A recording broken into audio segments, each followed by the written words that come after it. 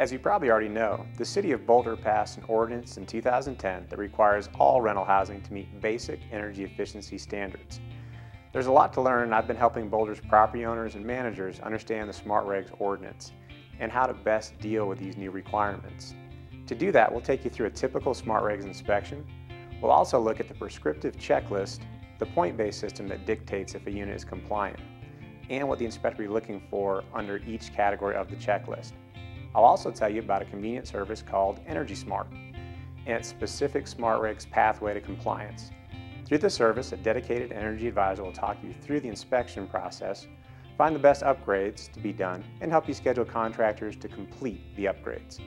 And as part of the initial energy audit, they'll outfit units with various quick install items like a low flow shower head. These items alone can provide up to 9 points towards compliance. But first, the Smart Regs inspection. A typical inspection takes 1 to 2 hours, but I'd like to take you through some of the highlights in the next couple of minutes so you have a better idea of what to expect. The creators of the Smart Regs checklist divided rental units into categories to make the evaluation process quicker and easier than a conventional energy audit. It might be helpful to follow along with a copy of the checklist. The prescriptive checklist is available for download on the Smart Regs website. You'll see the first category is water conservation. This is the only category where you must get at least 2 points, in addition to the 100-point requirement. For some of these measures, points are awarded if the average flow rate of fixtures meets a specified gallons per minute, or GPM rating. An inspector will evaluate the insulation value in each type of the exterior wall in the unit. They'll likely investigate by inserting a device into the wall to determine the depth of the wall and insulation type. Short of removing drywall, this is the most accurate method for determining a wall's makeup. The inspector will then aggregate this information in 25% increments and award the points accordingly. A similar evaluation will determine the point value in the ceiling insulation category. An inspector will take a look into the attic and can determine the insulation R value by measuring the depth of insulation. To evaluate windows and doors, an inspector will determine the breakdown in 25% increments of exterior window and door types. Since a window's makeup can help determine its efficiency, they will then take a close look to determine if windows are single or double pane and metal or non-metal frame. Newer windows will have a sticker from the National Fenestration Rating Council, or NFRC, listing its U value. A blower door test will be set to measure the air infiltration, or for lack of a better term, the leakiness of your unit.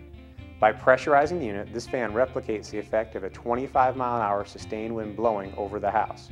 When wind blows over the house, it forces air out, causing heating and cooling inefficiencies on windy days. Similarly, warm air will rise out of the house on a cold day, forcing cold air to enter through leaks and replace this lost air in the house. In just a few minutes, the test will gauge the amount of air that is lost to cracks and openings in the unit. Units in multifamily buildings benefit from shared walls and floor and ceiling assemblies. Because the encapsulation of these units offers inherent energy efficiency, they get the highest point value for shared walls and ceilings. An inspector might utilize this equipment to test duct leakage. The location and leakiness of your ducts can have a significant impact on energy efficiency as well.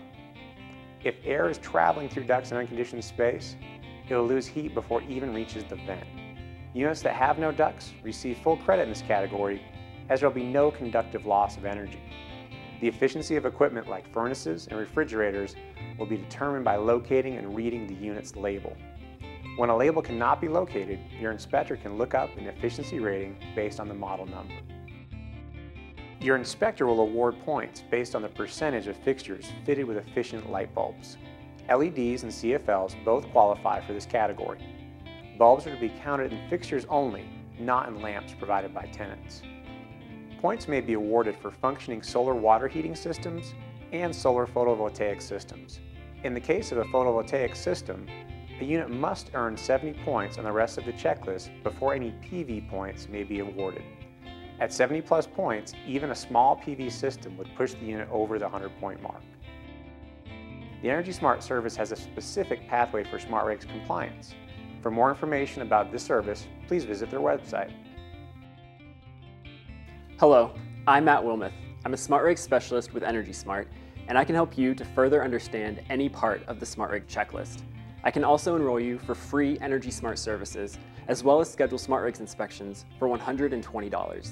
Through Energy Smart, you'll get your inspection completed, as well as customized advising services to help walk your units through the SmartRegs compliance process.